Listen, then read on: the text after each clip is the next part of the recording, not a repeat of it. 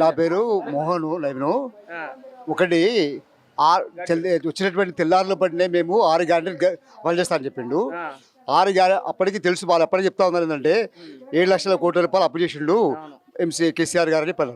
యాక్చువల్గా మన చెప్పినటువంటి ఏంటంటే ఆర్బీఐ ఇచ్చినటువంటి రిపోర్ట్ ప్రకారంగా 3,80,000 చెప్పింది.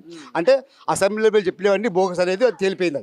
ఇంకోటి ఏంటంటే మన బట్టి నేను చెప్పింది కాదు, ఆర్బీఐ రిపోర్ట్ ప్రకారంగా ఇవాళ భారతదేశంలో మొత్తం కూడా తెలంగాణ అనేది స్టేట్ నెంబర్ 1 అనేది నేను చెప్తాను లేదు. ఆర్బీఐ వాళ్ళ చిల్లు వాళ్ళకి తెలుసు. వాళ్ళ 6గా ఏం చెప్పిన ఆయన 50 లక్షలు ఒక సంవత్సరంలో పాటు 2 లక్షల ఉద్యోగాలు సరిపోయాడు. 36 జాబ్ గ్యారెంటీ ప్రకటించాడు. 36,000 రూపాయలు ఆల్రెడీ కేసీఆర్ గారు ఎగ్జామ్ పెట్టాడు, అవన్నీ పెట్టాడు, రిజల్ట్ ఇచ్చిండు, అవన్నీ చేసాడు. కేవలం ఏమి ఇచ్చిండు, ఒక అపాయింట్మెంట్ లెటర్స్ ఇచ్చాడు. దానికి నేను ఇచ్చాను చెప్పనుకుంటున్నాను. మొత్తం కలిపితే ఆయన ఇచ్చినటువంటి ఈ సంవత్సరం మొత్తంలో 16,000 ఉద్యోగాలు ఇచ్చాడు. మన 9,000 ఉద్యోగాలు ఇవ్వాలి. ఒకటి ఇంకోటి తెలంగాణ రాగానే నేను వచ్చే సంవత్సరం నెల తీసుకొని అని చెప్పాడు. లోన్ కాదు, పింఛను నేను 4,000 చేస్తాను చెప్పాడు. 11 నెలలు అయిపోయింది, 12 నెలలు అయిపోయింది. ఇప్పటికి వృద్ధాపులు అందరూ అడుగుతున్నారు. ఇంకా ఎక్కడ పోయింది? తెల్లారు వచ్చే ప్రతి ఉన్నటువంటి మహిళకు 2,500 డబ్బులు ఇస్తా అని చెప్పి అన్నాడు. ప్రతి ఉన్నటువంటి వాళ్ళకు అవి ఎక్కడ పోయినాయి? ఇవాళ తెల్లారి వచ్చే నెల నుంచే అదే 7 లక్షల కోట్ల అప్పులు ఉన్నాయని తెలిసి కూడా వచ్చే నెల నుంచి ఇస్తా చెప్పినటువంటి వ్యక్తి ఇవాళ సంవత్సరం అయిపోయింది. అవి అడుగుతున్నాం మేము. ఒకటి పెట్టి అమలు చేసిందంటే ఫ్రీ బస్ వల్ల ఏం జరుగుతుంది? అది కేవలం ఉద్యోగాలు లక్షల కోట్లు ఇవాళ గవర్నమెంట్ ఉద్యోగస్తులు ఫ్రీ బస్ వల్ల నేనేమన్నంటే ఫ్రీ బస్ వల్ల ఆర్టీసీ లాభాలు నడుస్తుంది అంటున్నాను. అది ఇప్పుడు తెలుస్తుంది. ఇప్పుడు అది ఎవరిని అడిగారంటే ఆయన అడిగారు, ఎవరు మనం అడిగారు ఎండి ఎంత నష్టం ఉంది ఆల్రెడీ ఇప్పటికే సజ్జనాన్ని అడిగారు. ఆల్రెడీ ఇప్పుడే చెప్తుంటే ఏవిఎస్ రెడ్డి ఆర్టీసీ వల్ల మైక్రోలైజ్ మొత్తం నష్టపోయింది అని చెప్తున్నాడు. అది అయిపోయింది. ఇంకోటి ఏంటంటే ప్రతి ఒక్క డిగ్రీ కాలేజీ పిల్లలకు నేను ఇది ఎస్ఎస్సి వాళ్ళకు 4,000, ఎస్ఎస్సి వాళ్ళకు 4,000, ఇంటర్మీడియట్ వాళ్ళకు 6,000, డిగ్రీ వాళ్ళకు 8,000 ఇస్తాను. ఎక్కడ పోయింది? అలా ఇచ్చినావు. ప్రభుత్వం ఫెయిల్యూర్ గా నడుస్తుందా, సక్సెస్ గా నడుస్తుందా? 100% ఫెయిల్యూర్ ఇది. ఇంకోటి ఏంటంటే వాళ్ళు ఉన్నటువంటి వాళ్ళ బడ్జెట్లోనే చెప్పుకున్నారు ఇప్పటికీ. ఇంకోటి ఏంటంటే పేద మళ్ళీ బ్యాంక్ చెప్తున్నారు ఇప్పుడు ఎవరికి నిరుద్యోగులకు 4,000 పెన్షన్ ఇస్తా చెప్పాడు. వాళ్ళు రాహుల్ గాంధీ చెప్తున్నాడు. కదా నేను మాట అనలేదు. సాక్షాత్ మా డిప్యూటీ సీఎం చెప్పుకుంటు నేను అనే మాట అని చెప్పాను. కరెంట్ బిల్లుకి వచ్చి 40% మంది ఉద్యోగ వాళ్ళకు అవుతుంది, ఇంకా 60% మంది కాలేదు. ఇంకోటి గ్యాస్ సిలిండర్ అన్నావు, అది కూడా 40% వస్తుంది, 60% వాళ్ళకి కాలేదు. నువ్వు అదే టైం కాదు, నువ్వు ఒకటే నేను టైంకి వస్తే పడతలేను. టైం ఏమన్నావు నువ్వు? 6 నెలలు వచ్చే వెంటనే చేస్తామన్నావు. ఆ రోజు అనలే మాట. ఆ రోజు అనుంటే వాళ్ళ పరిస్థితి వేరుంటుండే.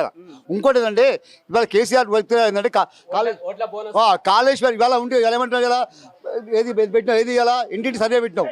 ఏంటిది రేపు వచ్చేటువంటి అసలు మళ్ళీ గ్రామ పంచాయతీ ఎన్నికల్లో కేవలం నీ యొక్క పార్టీ రావడానికి సర్వే అంటున్నావు. అన్ని బోగస్ అవి ఆల్రెడీ ఉన్నాయి. సమగ్ర సర్వేలా అవన్నీ చేయి. ఇప్పుడు ఆల్రెడీ గవర్నమెంట్ దగ్గర ఉంది. అవన్నీ ఒక మాట ఏంటండి, ఆ రోజు ఇదే రేవంత్ రెడ్డి మీరు ఇంటికి వస్తే ఎవరికి ఆధార్ చేయకండి, ఏం చేయకండి చెప్పిండు. మళ్ళీ ఇవాళ ఎందుకు అడుగుతుంది కదా ఆధార్ కార్డు? ఇవాళ ఆధార్ కార్డుతో అంటే అడుగుతావు. డేటా ఉంది కంప్లీట్గా, వాళ్ళు ఇస్తారు. ధరణి కూడా రేపు ఏంటంటే భూభారతి పెట్టినావు. రేపు ఇది మళ్ళీ పాత వ్యవస్థని తీసుకురావడానికి అందుకని ఏం లేదు. రైతు బంధు చెప్పావు, రైతు రుణమాఫీ అన్నావు. ఎంతమందికి వచ్చింది అలా చెప్పించామని చెప్పి ఆయన 30% కూడా కాలేదు. నీకు కావచ్చు, నువ్వు ఒకరికి కావచ్చు. 70% మంది రైతులు ఇంకా అడుగుతున్నారు. రైతు రుణమాఫీ పెడుతున్నావు, రైతు భరోసా అన్నావు. రైతు భరోసా పక్క పెట్టినావు. 7,000 ఇస్తా అని చెప్పినావు. 7,000 ఎక్కడ పోయింది? ఇంకోటి ఏంటంటే రైతు కూలికి ఇస్తున్నావు, కౌలుదారికి ఇస్తున్నావు. నేను రైతు కూలిని నేను అది కాదు, నేను కౌలు రైతుకి ఇస్తున్నావు. కౌలు రైతుకి ఇచ్చావా? కౌలు రైతుకి ఇస్తున్నావు, రైతు కూలికి ఇస్తున్నావు. ఇచ్చినావు. ఎలా 7,000 వెంటనే తీసుకుపోవని చెప్పావు. ఇంకోటి ఆ రోజు ఇదే టైం బౌండ్ పెట్టి ఉంటే పరిస్థితి వేరు.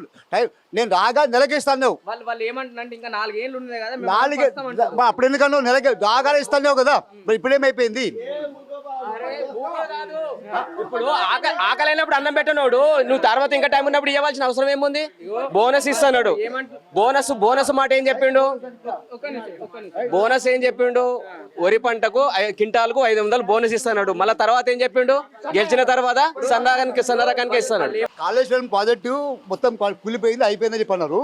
అదే బీలాయిలో పోయి మన బసాపురం లో ఆనతి పట్టిండు.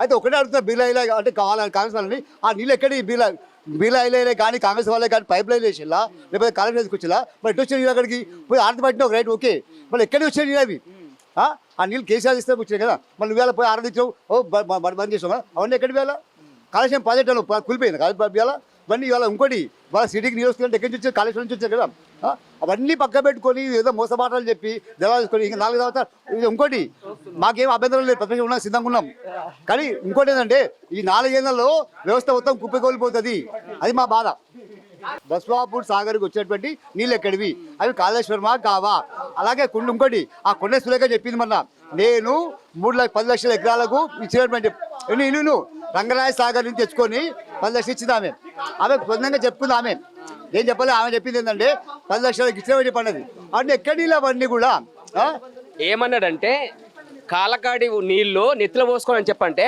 ఇప్పుడున్న వ్యవస్థ ఇకైంది మూసిపోంటే కనీసం 2-3-5 కిలోమీటర్ల దాకా కూడా కాలువలు లిఫ్ట్ లేనిది ఎక్కడ పంట పంతుందో చూడమని ఇప్పుడు లిఫ్ట్ లేని పంటలు లేవు ఇప్పుడు మూసిపట్టి మొత్తం పైన తెలుసా ఈ నుంచి మొదలు పెడితే సూర్యాపేట దాకా ఎకరం పొలం ఉంటే లిఫ్ట్ అల్లు అర్జున్ ఆర్డర్ చేశారు ఇవాళ మీటింగ్ పెట్టాం అంటే అల్లు కేసులు అయిపోయారంటే కేవలము కమిషన్లో కొనుక్కున్నటువంటి ప్రభుత్వం ఇది అనకంటే ఏమీ లేదు